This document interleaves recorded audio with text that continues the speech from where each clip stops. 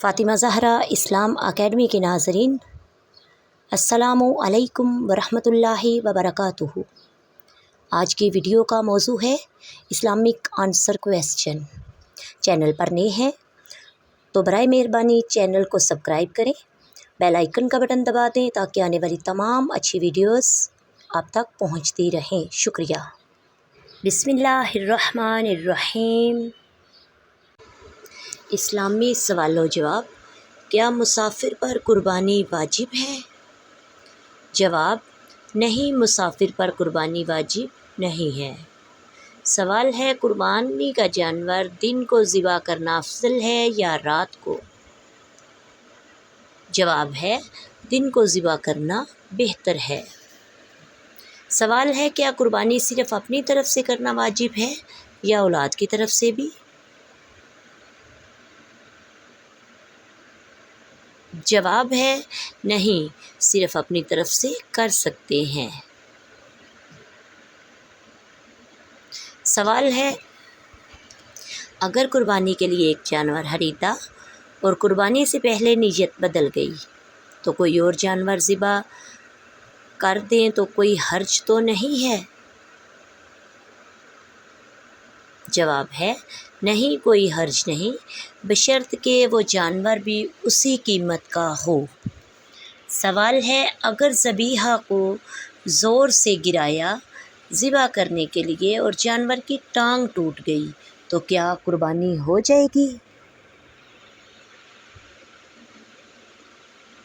جواب ہے: ہاں جی، قربانی ہو جائے گی، لیکن احتیاط ضروری ہے، آرام سے جانور کو لٹایا جائے۔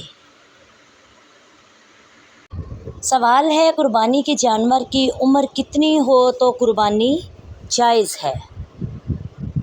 جواب ہے: بھیڑ بکری 1 سال، گائے بھینس 2 سال، اونٹ 5 سال کا ہو تو قربانی جائز ہے۔ سوال ہے: اگر قربانی کے جانور کے پیدائشی کان نہ ہوں تو قربانی جائز ہے یا نہیں؟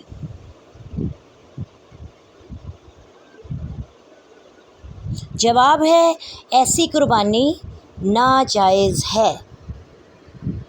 سوال ہے: کیا گابن جانور کی قربانی جائز ہے یا نہیں؟